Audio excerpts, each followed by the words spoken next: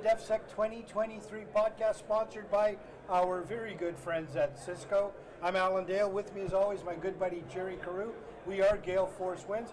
Russ, why don't you go ahead and tell us a little bit about yourself and about Avalon Holographics? Sure. Russ Baker. I'm co-founder at Avalon Holographics. We are a St. John's, Newfoundland-based company. We've been around for about 8.5 years now.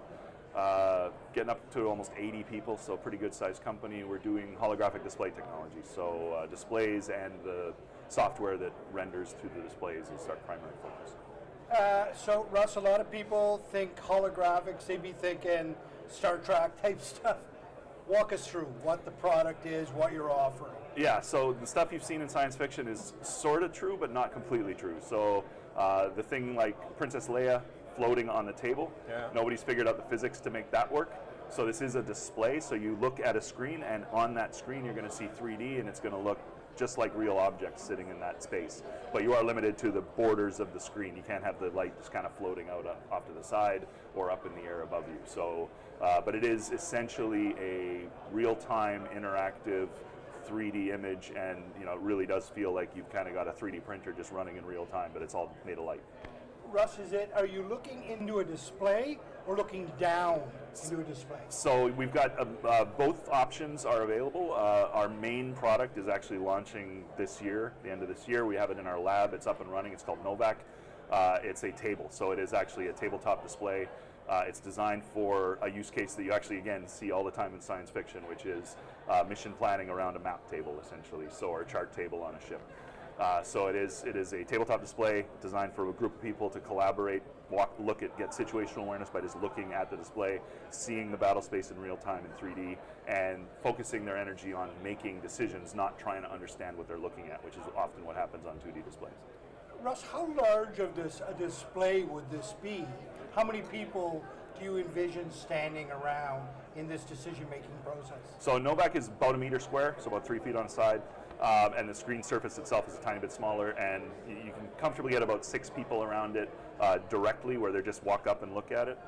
We've actually got a setup for more people to get around it. There's actually, you can put risers in behind so more people can get up and look over the shoulders of the people that are standing right in front of it. So we can get about 12 people around it, or maybe even 15.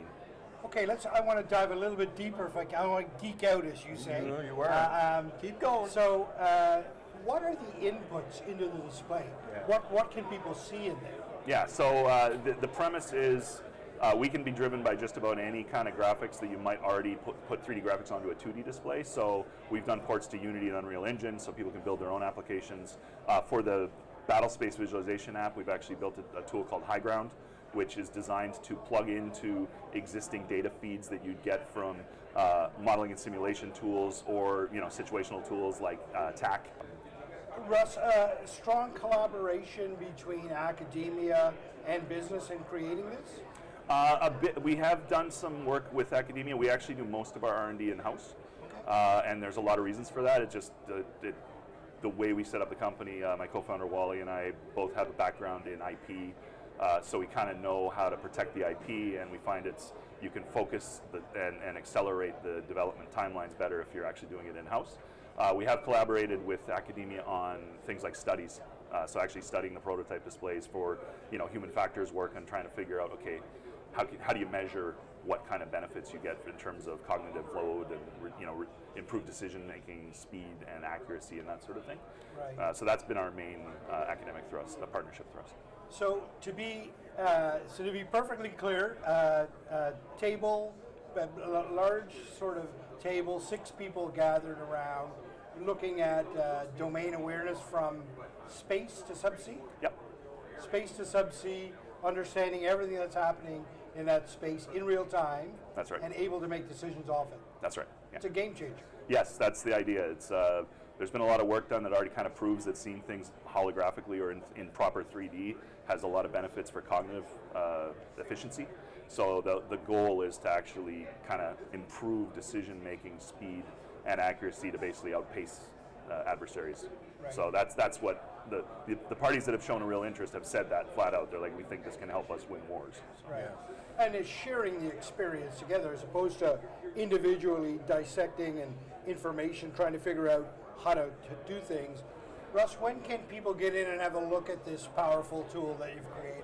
Pretty much any time now. We're going to start doing sort of organized demo tours in November, but we've already had some people through looking at it now. It's still being calibrated, so it's kind of a sneak peek. The display will look even better over time as anytime you build something for the first time, there's a lot of work to be done to fine tune it, but it looks really good already. So we've pretty much any time if someone's in St. John's or coming to St. John's and wants to see something really, really cool, they can just reach out.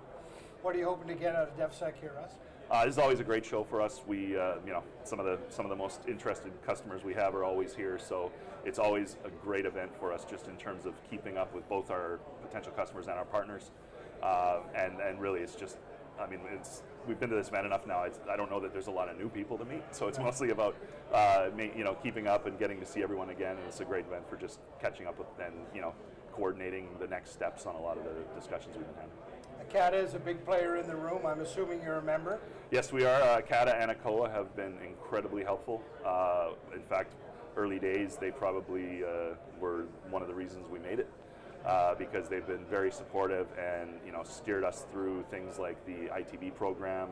ACOA has actually given us funds in past projects we've done with them. And CATA does a great job on these events, and not only these events, but even some of the ones that happen down south in terms of coordinating and facilitating, just being on site even before we were doing booths, and now actually, meeting people on site. They're really good at that. So that's connecting those dots. ACOA, CATA, you describe as one of the reasons that you've made it. Yep. The Navy is saying this can help us win wars. You connect those dots. This whole system seems to be working.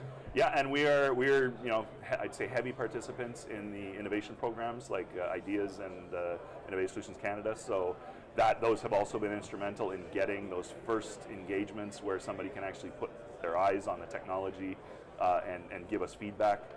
So all those programs have been instrumental and been really helpful in us getting to where we are now. So we're kind of at the exciting part now. We get to actually launch the product and start selling the product.